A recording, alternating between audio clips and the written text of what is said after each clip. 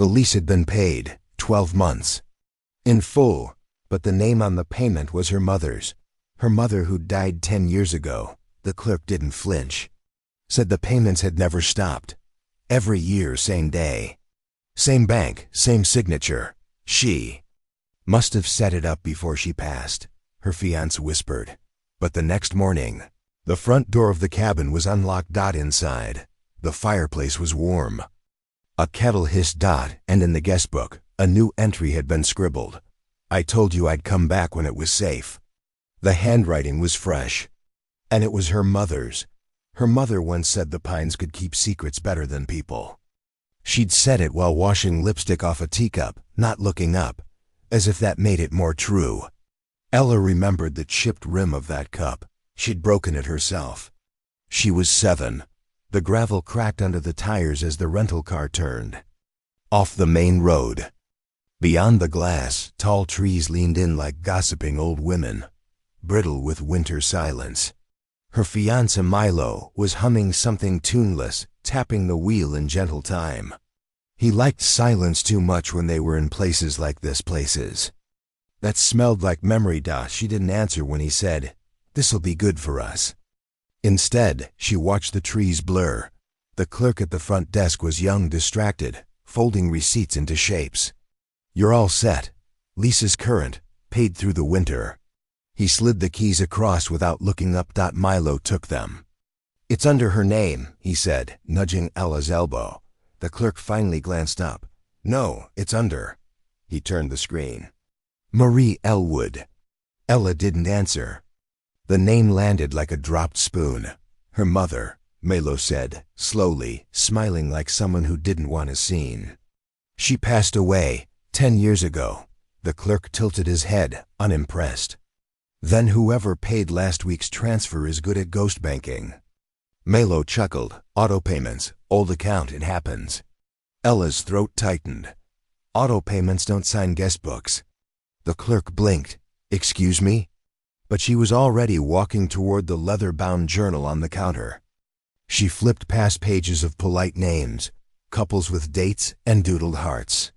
Then she stopped. December 3rd. The ink still smelled new. "I told you I'd come back when it was safe." She stood still for too long. Later, in the cabin. The door opened too easily. No creak, no draft. The fireplace was burning. Not embers, flame. Milo said maybe someone came ahead, but there was no car, no tire marks. Just snow and soot. She touched the mug by the fire. Still warm, still hers. A little pink lipstick clung to the rim.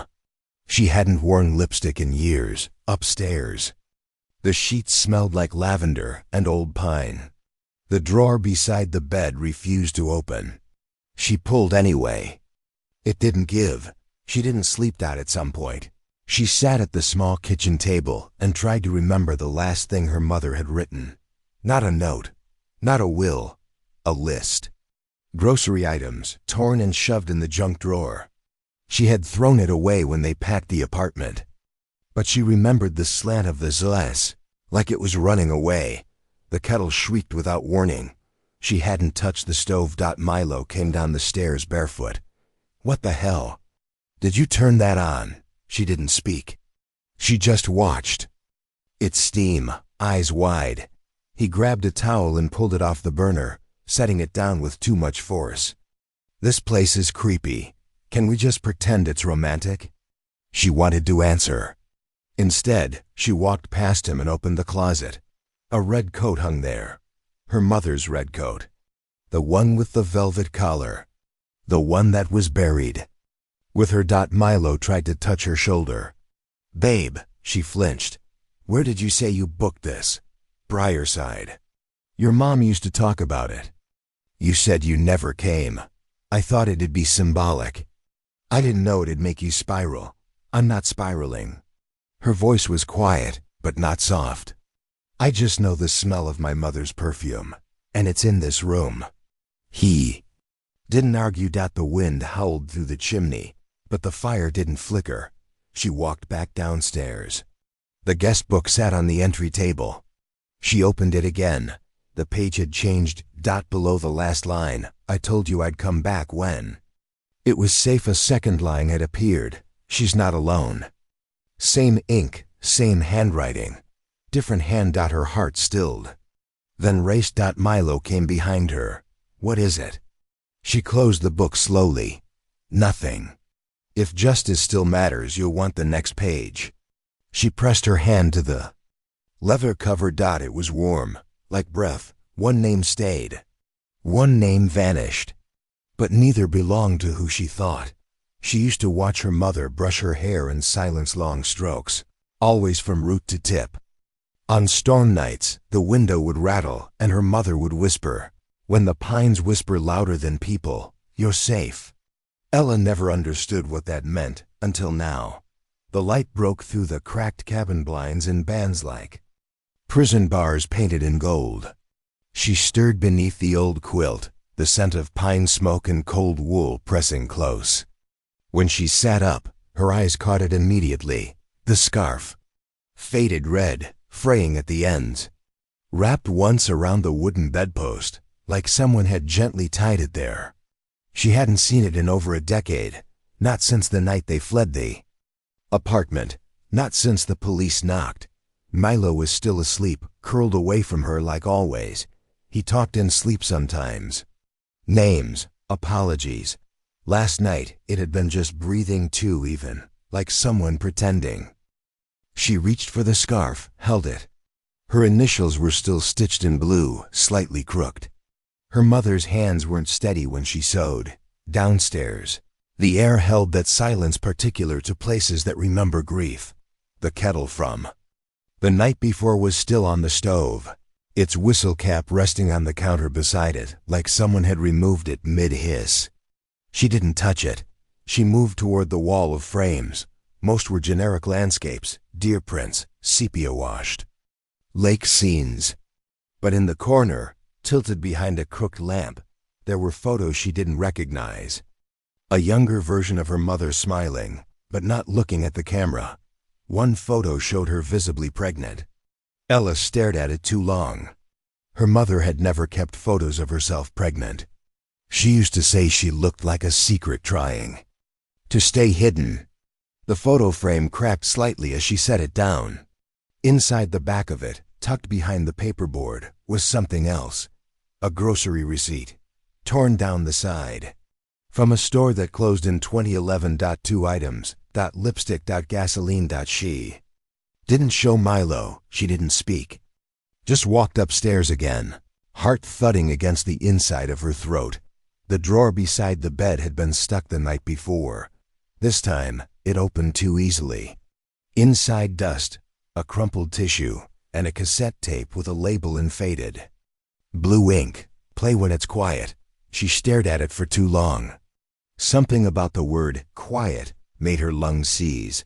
There was an old tape recorder on the bottom shelf of the nightstand. She didn't remember putting it there. When she pressed play, the machine clicked softly, word, then cracked to life. Static, then breathing. Then her mother's voice lower than she remembered. Raw, like it had been waiting too long. If you're hearing this, you stayed. I hoped you wouldn't. Ella froze. You'll want to think this is some prank, some old scheduling trick. Something to blame on time zones or ghosts. But it's not. You need to listen. Her fingers curled around the edge of the mattress. I never wanted you to find this place. Not until it was safe. Not until he forgot you. The word he cracked like ice underfoot. The tape stuttered, hissed. Then, he knows how to play nice. He always did. He brings tea when he lies. Downstairs, the kettle shifted slightly on its base. I left because I had no choice. You don't know what silence costs until you use it to survive. If you're hearing this, a breath. Don't trust the man who brought you here. The tape clicked off. Ella didn't breathe. She looked at the door, at the scarf on the bedpost, at the cracked photo in her hand. Her eyes caught her reflection. In the mirror, the line of the crack splitting her face in two. Below her, the stairs creaked. Not once, twice. Some names are scars. Others become songs. The last time Ella had heard her mother's voice that clearly. They were hiding in the bathtub, lights off, a storm outside cracking the sky open. Her mother had whispered over the thunder, "Always pack 2 lies and 1 truth. People trust uneven stories." Now it played from a machine nearly older than she was. The tape stuttered again, warbled, like it had been recorded in a hurry, in a room half full of breath. "They'll call it paranoia," her mother said. "But paranoia is just fear dressed." Before breakfast, another burst of static. A drawer slammed in the background of the recording. Papers. Shuffling. The sound of a sob being choked into a fist. "There's a man. He's not who he says. I thought I knew him. I thought he loved you. But some men love ownership more than daughters." The words didn't echo, they burrowed. Across the room, Milo stood half-dressed, toothbrush hanging from his mouth, eyebrows raised. "That thing still works?" Ella didn't answer. She was intense, he said. "You told me that." Probably scared of her own shadow, but the voice on the tape didn't sound afraid. It sounded angry, protective, tired. "She left you." "A key," Ella murmured, eyes fixed on the recorder. "And a lock I didn't know existed." The tape crackled again. "If you're listening, there's a lawyer. West Side, Old Town, Sandal and Hart. Ask for the blue file. It's in your name, Ella." He couldn't touch it. That was the point. Milo laughed, a soft, dismissive breath. "Come on, babe. Hidden property? This isn't some spy novel." She needed help, not an audience. Ella's eyes didn't leave the spinning reels. The tape sounded close to done. "I wrote your name in ink where no one could erase it. Find it before he does." Click. The machine stopped. Outside, the wind shifted. The trees creaked like memory had weight. Ella's fingers itched for a signal for proof she wasn't chasing ghosts in a dress-up box of grief. She opened her laptop, pulled up the bank portal, searched the reference number she'd found in a crumpled envelope tucked inside an old cookbook page marked with a lipstick-smeared napkin. But the payment trail led nowhere. Origin unknown. External wire transfer. She checked again. Same. Answer. Milo hovered behind her. "People grieve weird." "You're just ... finishing her story." She flinched. That's exactly what he used to say about his brother's funeral. Grieve weird. Finish the story. That phrase had sounded personal. Then. Now it sounded like script. The guestbook on the nightstand caught her eye. She flipped it open, the way people do when they don't expect anything new. The same looped signature from the day they arrived. His name, but below it, a second entry. She hadn't seen it before. The ink was damp, smudged like a sweaty hand had pressed too hard into the paper. Date, tomorrow, message. Don't tell him. Her throat closed. Her fingers trembled. He looked over her shoulder. "What's that?" She snapped the book shut. "Nothing." Their eyes met. Something paused in the space between them, like a deer that hadn't decided yet whether to run. Stepped back. Too casual. "I'll go grab breakfast." "You want anything?" She shook her head. The door closed behind him, but she didn't move. If her mother was still alive, it changed everything. If someone pretending she was alive had written that. She pulled open the drawer beside the bed. Taped to the underside, a small USB, matte black, no label. She didn't remember seeing it before. As she pocketed it, a glint caught her eye in the mirror. A small scar beneath her jaw she hadn't noticed since she was a child. Her mother used to trace it with her thumb when she cried. Outside, his car didn't start. Then it did. And in the mirror, her reflection split across the glass again, one eye in shadow. One name stayed. One name vanished. But neither belonged to who she thought.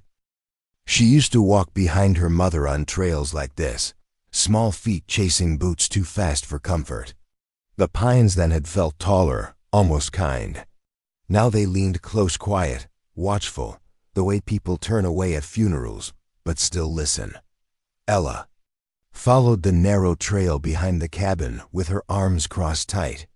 Her jacket wasn't warm enough, and the cold felt personal. The earth was soft, unwilling to hold weight. She moved past a crooked log, half buried in moss, until she saw it. A rusted mailbox nailed into the bark of an old pine. Bent at the corners. Faded red flag. Her name scratched into the side in crooked capital letters -Ella. No. One else should have known she was here. Her hands shook as she opened the lid. Inside, a yellowing envelope.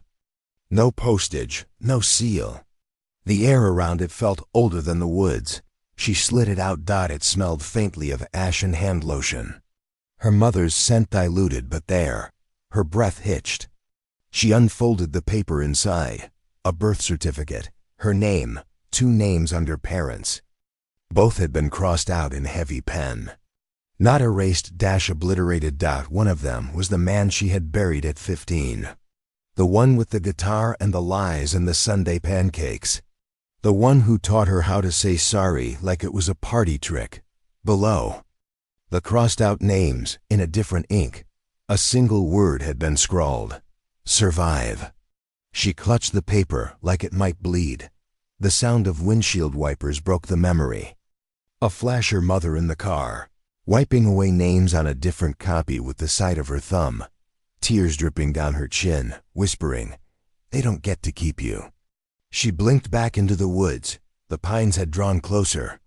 Like they'd seen what she just saw. Like they'd always known. Somewhere, a bird screamed once and didn't follow it up. She walked back to the cabin slowly. The envelope tucked under her coat, heart a little louder now, like it was trying to break something. Open. She entered through the back door. Stopped. The phone. Milo stood by the landline, hand over his mouth. Voice low, urgent.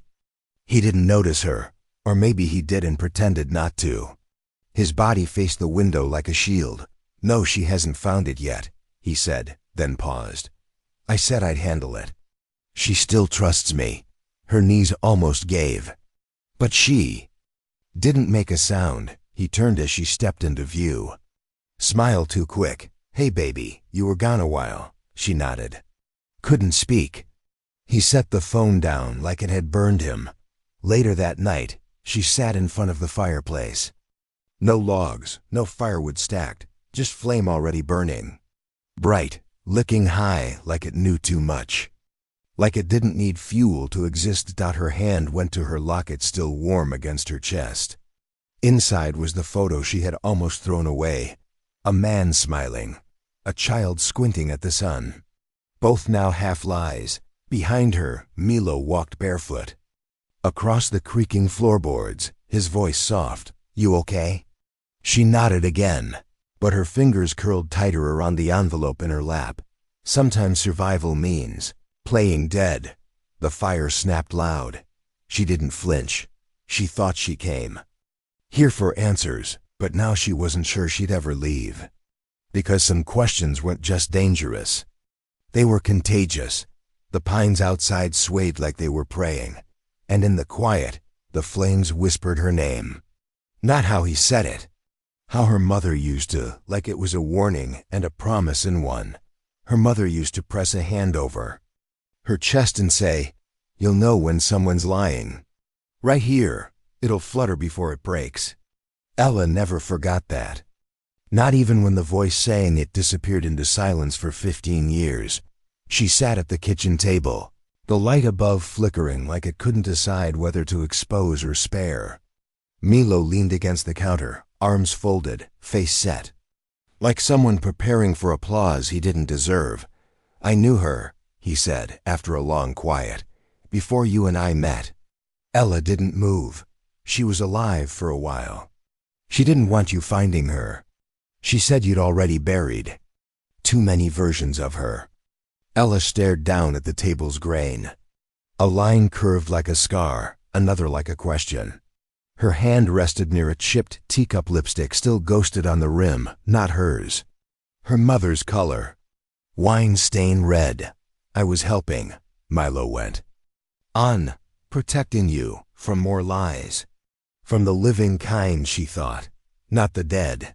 She stood slowly, walked to his duffel by the fireplace.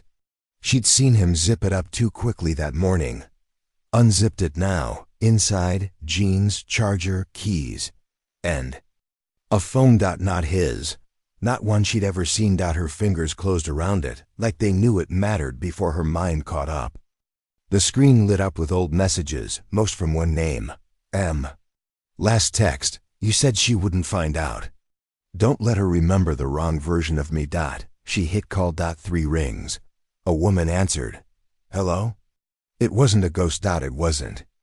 Memory. It was her mother's voice, older, wearier, unmistakable. Ella didn't speak. Her throat wouldn't open. Is someone there? The woman asked again, quieter this time. Ella dropped the phone. It cracked against the floor. Screen spidering out like a frozen pond under too much weight. Milo moved toward her.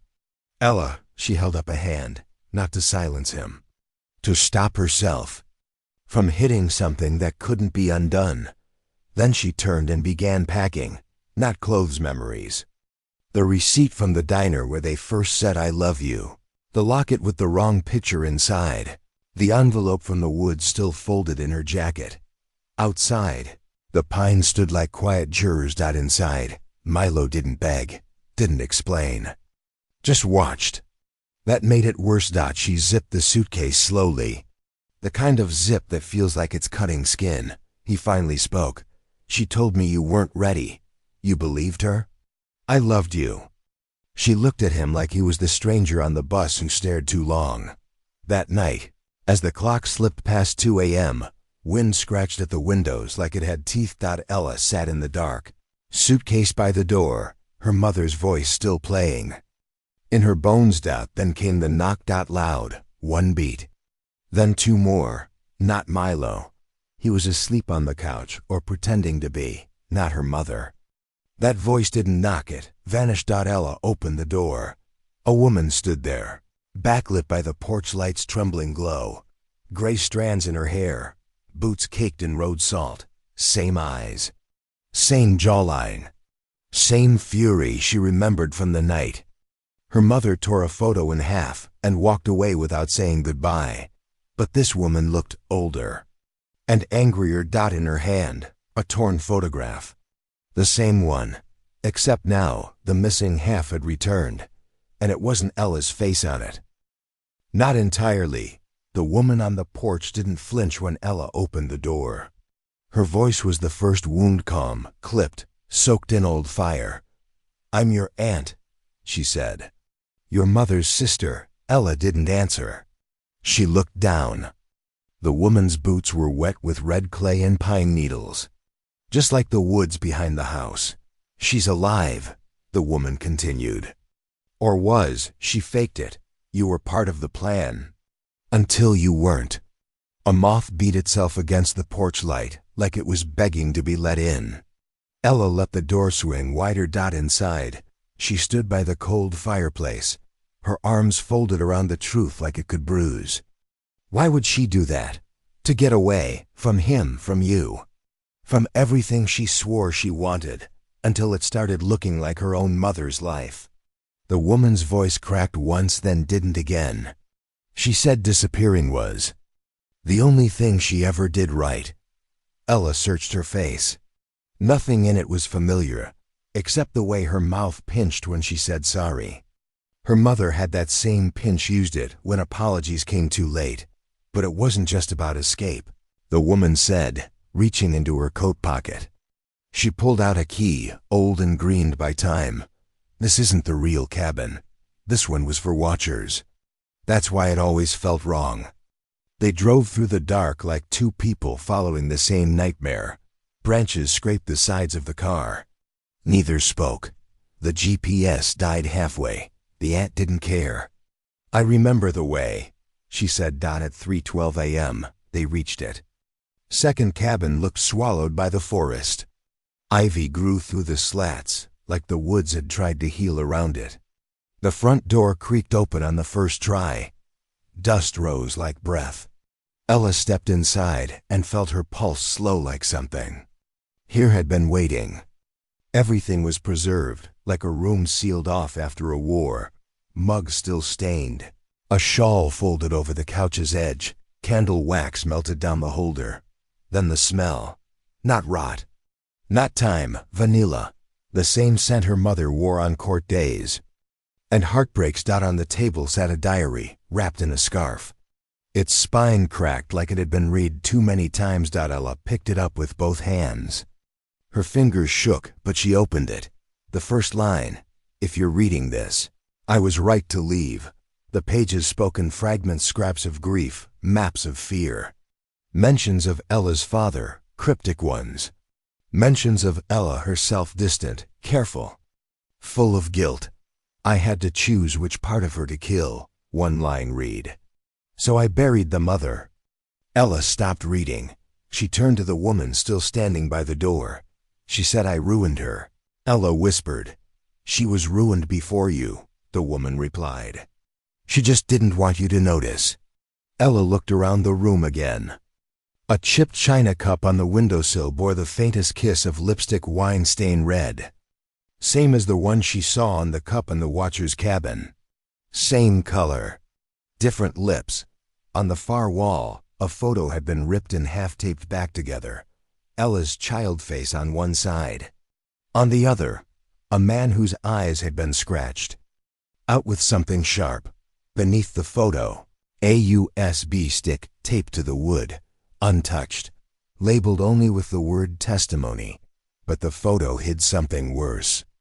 Ella picked up the diary again, flipped to the end. The last page stopped mid-sentence. Her name and a date, 2 weeks from now, below it, circled in ink, a newspaper headline cut out and glued in place.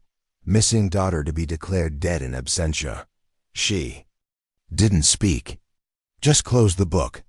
Outside, the trees swayed like someone was whispering through them. The candle on the table flickered once, then went out. She remembered the way her mother used to fold receipts neatly into sharp triangles. Like secrets needed clean corners. One had slipped once, out of a coat pocket during a winter grocery run. Ella had picked it up without reading. She was 13. Now she wished she had. The timeline had no sympathy. It unfolded in her mind like bruises blooming. Her mother had disappeared the same week her father's firm went under audit. Same week the fiancé showed up. Same week the locks were changed on the old safe in the study. Coincidence used to comfort her. Now it sickened. She sat in the car until her legs stopped shaking. The first cabin looked smaller in the daylight. Emptier, as if whatever had been watching her from its corners had finally gone out into the open. She walked in without knocking on the air. The drawer resisted at first. Then it gave way.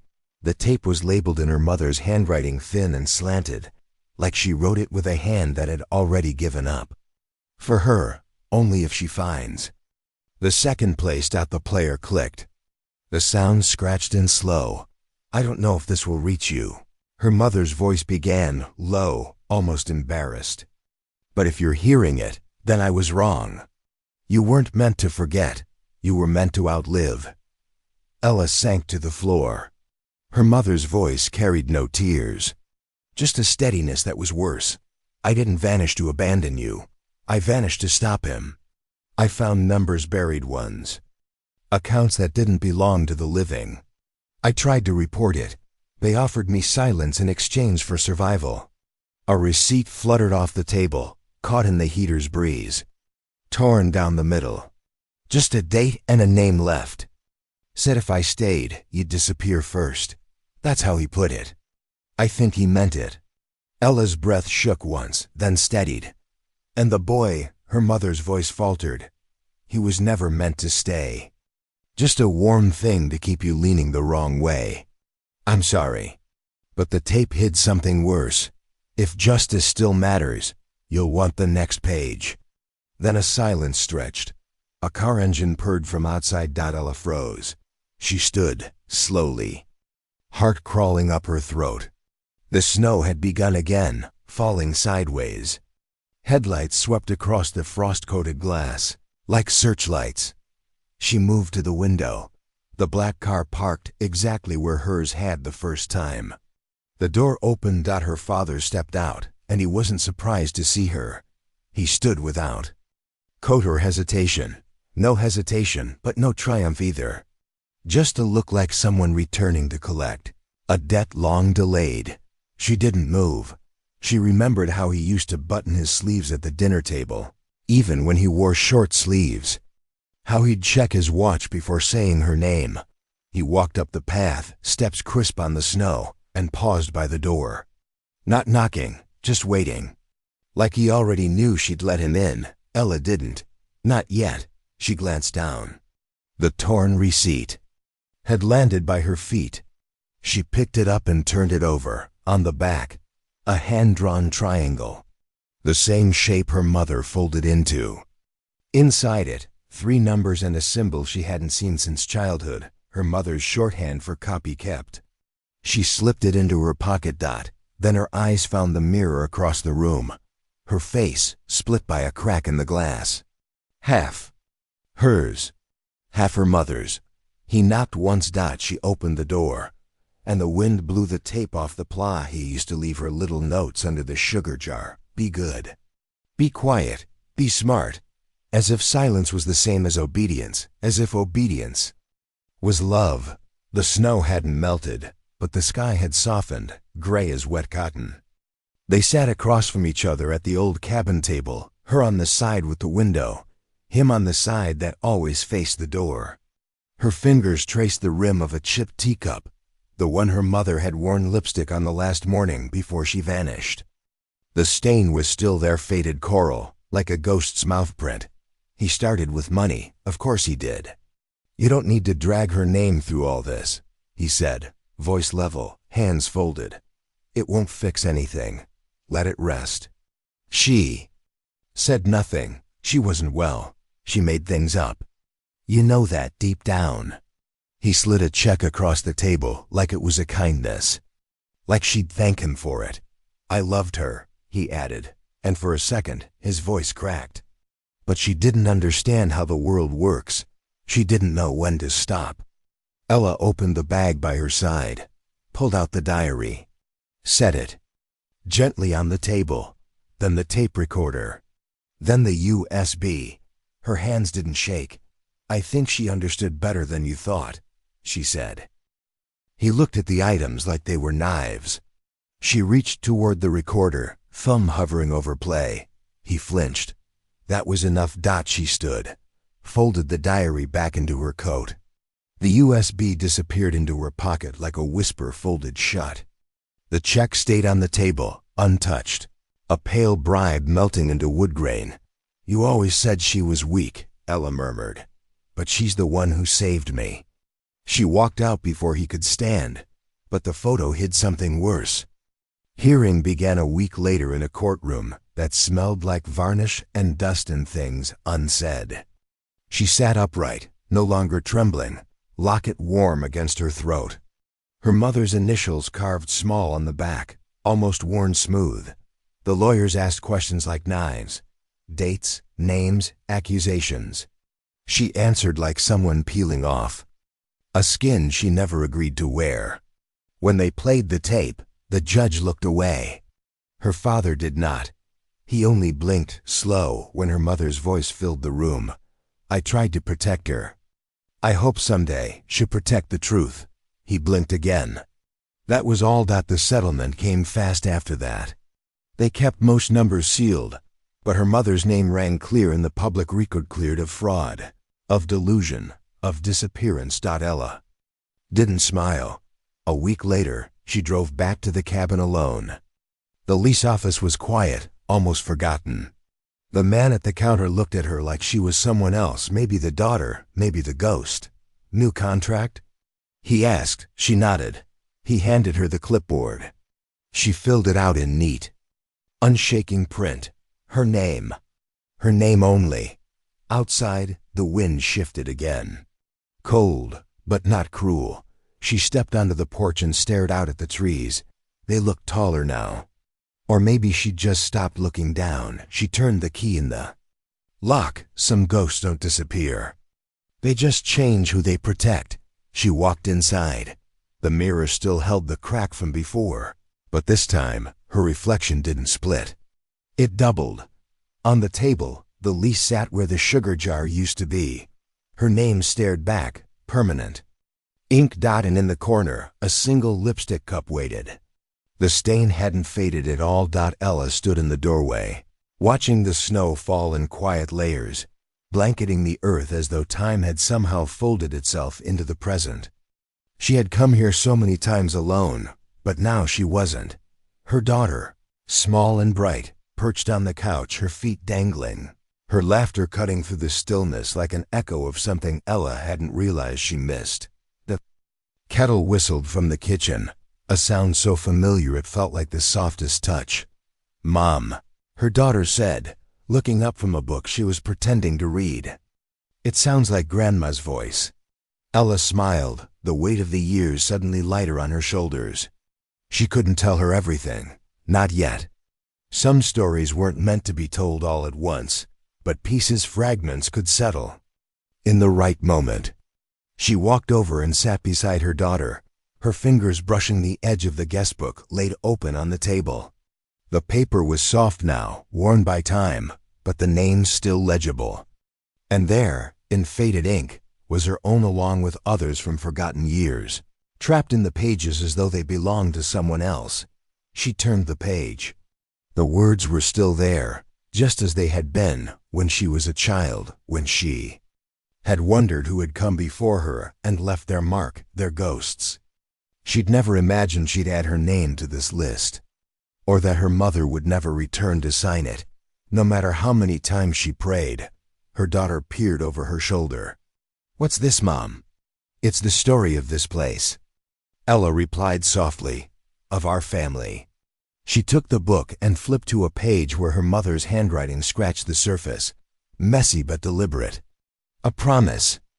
A last wish that had been kept in secret, buried beneath layers of lies and years. There was a crack in the silence, and her daughter's laugh broke through again, this time less innocent, more knowing. It was a laugh that still carried the weight of someone who'd lived past her age.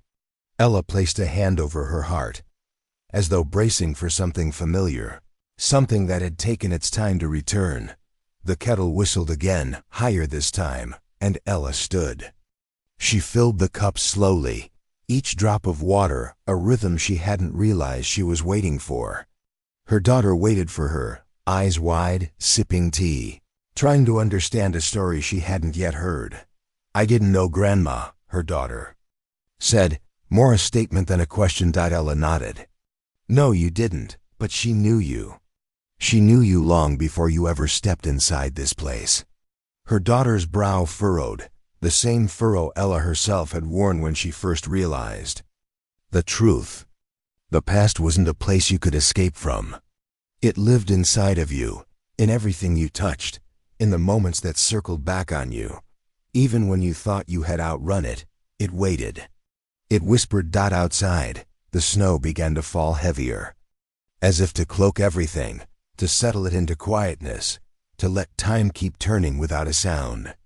Ella felt the familiar weight of the old house pressing in on her, the same walls that had witnessed her mother's disappearance, her father's lies, and the decisions made long before she understood what any of it meant.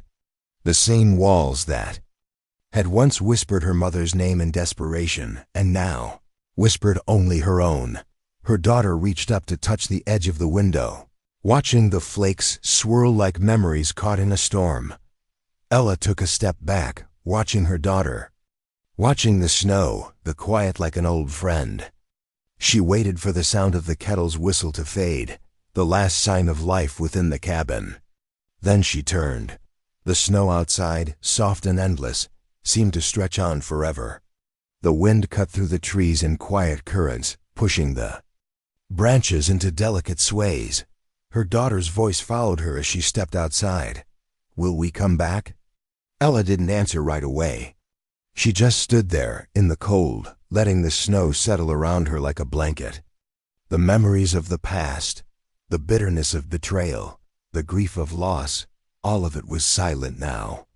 She had given what she could, buried what needed to be buried. Her daughter's laughter echoed in the warmth of the cabin, distant, still echoing. Through the years, Ella turned to look one last time at the house, the place that had held too many secrets, too many scars. She felt the weight lift as she exhaled into the snow, watching her breath linger and fade.